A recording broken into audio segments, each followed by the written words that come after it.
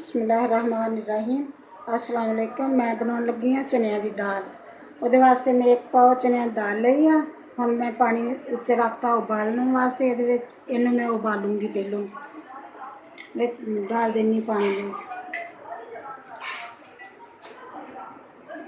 मैं धो के रख ली सी।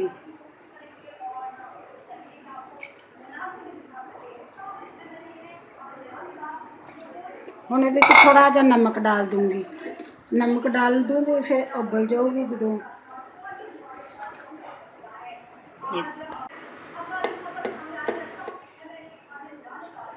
थोड़ा जिहा इन्ना नमक डाल देनी है, थोड़ा जिहा फिर उन्होंने उबालूंगी तकरीबन 15-20 मिनट तक ये उबलूगी। 15-20 मिनट तो बाद जो अच्छी तरह गल जूगी फिर उतारूंगी। फिर दूसरा समान तैयार करूँगी। बिस्मिल्लाहिर्रहमानिर्रहीम। दाल मैं उबाल ली है, उबाल के निकाल ली तसले चो। हुण मैं ये वास्ते समान तैयार किया है।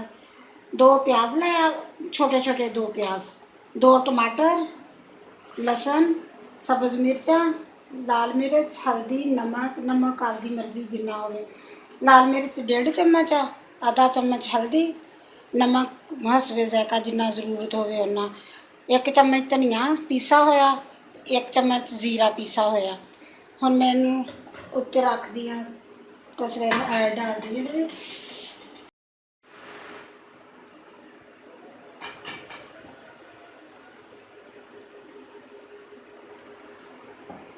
ऐल डाल दिता वा। ऐल आपकी मर्जी ना, अगर ज़्यादा खानी तो ज़्यादा, अगर थोड़ा खानी है तो थोड़ा, वही मर्जी आपकी। हुण मैं ये डालूंगी प्याज।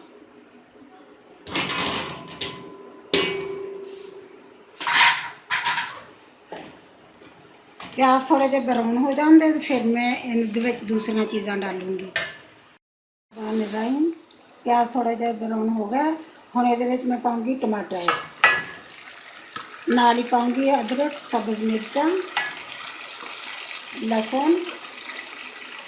वो मेरा पहले तो पीस के रखा हुआ सीगा, सारा कुछ डाल दूँगी। फिर वो पानी का छिटा देने वास्ते मैं दाल उबाली जी, वो पानी थोड़ा बचा, उबल गई सी, पानी थोड़ा जहा बच गया वो वही पानी में पा के छिटा दे दूँगी।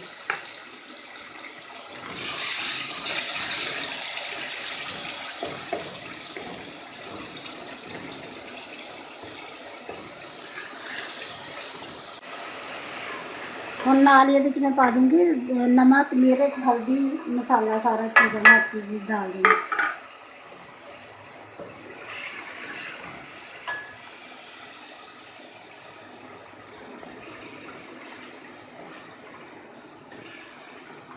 थोड़ा जहा पानी का छिटा दूँगी ताकि मिर्च सड़ ना जाए। जिन्नी पानी की जरूरत होगी यही डालूँगी पानी जोड़ा दाल चो निकलिया। सारा जायका तो ये ही होंदा पानी। हम मसाला बनानी है, अच्छी तरह मसाला बन जाएगा फिर मैं ये दाल डाल दूँगी। बिस्मिल्लाहिर्रहमानिर्रहीम। मसाला मेरा तैयार हो गया बन के। हम मैं ये डाल दी दाल।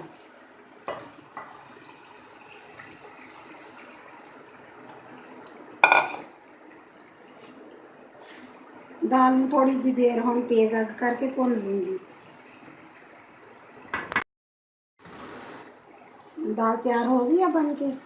हम मैं ये डाल दूँगी थोड़ा जहा गर्म मसाला,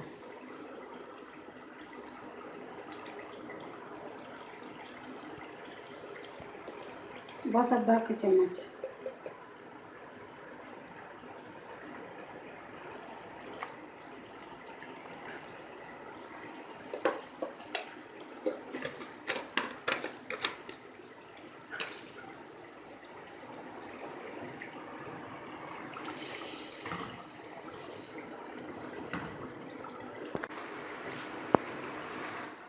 दाल बिल्कुल तैयार हो गई है।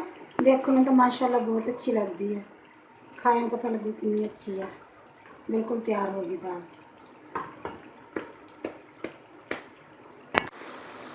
अगर तुहानू वीडियो पसंद आए तो इसे शेयर करना ज़रूर, लाइक करना, शेयर करना ज़रूर। इंशाल्लाह पसंद आओगी ज़रूर आपको। दाल बन के बिल्कुल तैयार है। मैं इन्हू बंद पाऊँगी।